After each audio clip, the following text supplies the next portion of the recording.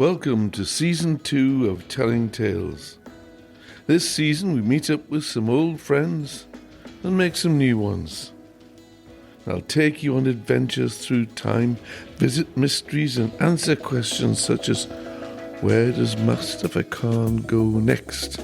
And what happened to John Paul Doherty? Welcome to Telling Tales Season 2, written and presented by me, Jeff Price.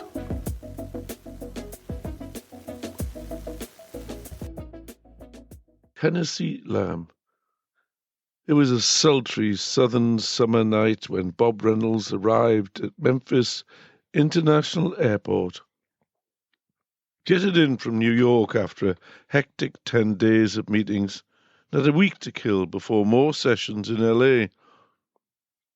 It seemed to Bob to be the perfect opportunity to do a little sightseeing. He checked into the Peabody Hotel and after some lunch decided to take in the sights and sample the local beers. The concierge recommended the Flying Saucer, which was a short walk from the hotel. Bob was not a cocktail sort of guy. He rarely drank wine and felt uncomfortable in posh hotels. It was 6 p.m, and the bar was already busy. He found a seat in the corner with a good view of the room. Bob liked to people watch, and this was the perfect place to do it. "Good evening, sir. What can I get you?" Bob surveyed the real ale pumps that lined the bar. I'm new to Memphis. What real ale would you recommend?" "Ah, you're a limey. Whereabouts in England are you from?" I'm from London," Bob answered. He actually lived in Cambridge, but Americans only seem to know London. "And I recommend the Sweetwater Blue, made in Atlanta. Not too strong and with a subtle hint of blueberries. It's what I call a breakfast beer." Bob laughed. "That'll do me, thanks." On a small stage at the back of the bar, a roadie was assembling a drum kit. "Is there music tonight?" "Yeah, indeed. You'll all enjoy them. They're the Tennessee Lambs. The singer's called Harper. It's a bit Cajun, mixed with blues and country. Smoking hot, these guys, and they'll be on soon." Bob perused the food menu and ordered a whiskey burger and fries. The bar was full now. All around, Bob could see the theatre of people's lives playing out. There was a couple giving each other frosty looks, 2 men holding hands under the table, and a crowd of what looked like students in a heated discussion. Soon a burger the size of the Statue of Liberty arrived, with enough fries to build a life-size replica of the Titanic. "I guess you don't do small servings," Bob told the server. "No, sir. You're all in Dixie now. We don't do small." Suddenly the room fell silent. The house lights dimmed, and the stage was lit up. The Tennessee Lambs strutted out to wild applause and a deafening roar of approval. From the first beat, Bob loved them. He loved the sultry blues numbers and the frantic sound of the fiddle player in the wild country bluegrass songs, and they quickly entranced him. He took his beer and made his way down the side of the room to get a closer look. The singer Harper was dressed in a shimmering satin red dress, and her startling blue eyes drew him in closer and closer. Now, Bob was not an effusive man, but when they finished the final number of the first set, he applauded like a man possessed.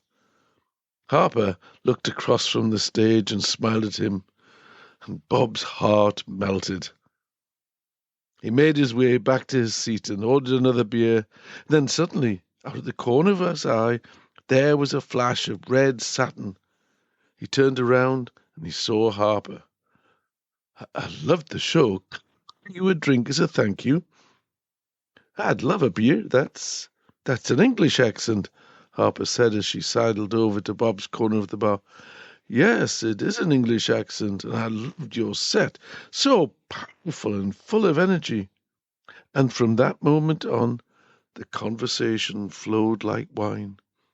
In between sets, she would return to talk to Bob, and at the end of the night, Bob asked her if she would show him some of the sights of Memphis. It was 4 in the morning, and having hit all the high spots this party city had to offer, they stumbled back to the Peabody Hotel.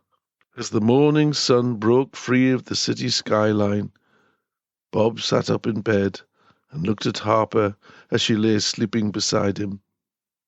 This, Bob thought, had been the best night of my life ever. And he slipped out of bed and went into the bathroom. As he dried himself after his shower, he could hear Harper singing, "If you'll be my Dixie Chicken, I'll be your Tennessee Lamb, and we can walk together down in Dixieland." He stood in the doorway. When she finished the song, he applauded. "That song is beautiful. How come I didn't hear that in the Flying Saucer?" "That song isn't for everybody. It's just for you." And Harper smiled. And the next week, the two of them were welded together. They dined on soul food mixed with Southern open-hearted hospitality. They visited Graceland, the home of the king, and spooned over jambalaya as they watched the Mississippi slowly drift by. Memphis had it all, and it left Bob knowing he never wanted to go home. He just wanted to stay with his Tennessee Lamb. And he decided he'd buy a little house on the edge of town. It would have a white picket fence and a boardwalk porch where they could sit all night drinking cold beer and be serenaded by the mockingbird's nighttime chorus. He was smitten. All too quickly, it was Bob's last night before he had to fly to Atlanta, but he knew what he must do. "Harper, I've something to ask you," Bob said as he knelt down on one knee. "Whoa, before you do," Harper said as she took his hand and pulled him back up, "I have something to tell you. I'm going on tour tonight. I have a flight for Paris in 2 hours." Bob was gobsmacked. I'll come with you," he pleaded. "No, Bob, it's been lovely, but it's not going to happen." And she kissed him and left. He returned to London and made lots of attempts to contact her, but she didn't reply to any messages.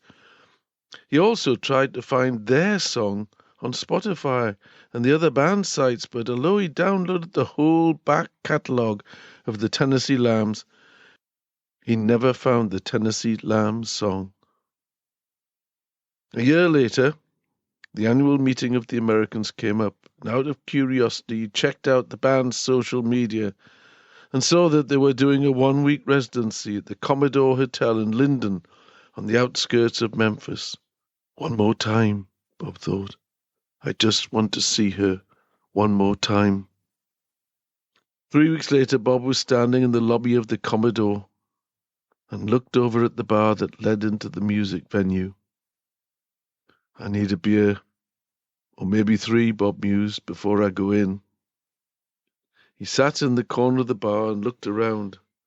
It had filled up with what he presumed were fans of the band, mainly men about his age.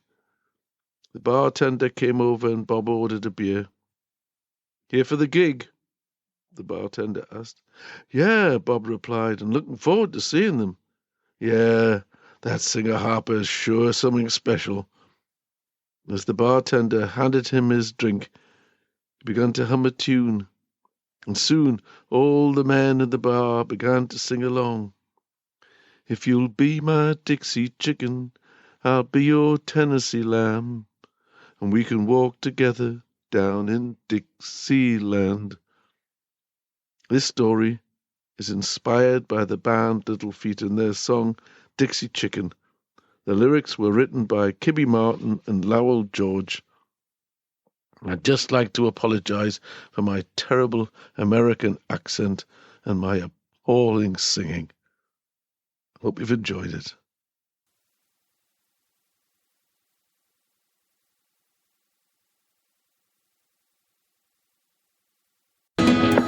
If you enjoyed this episode, then please support my podcast by buying me a coffee.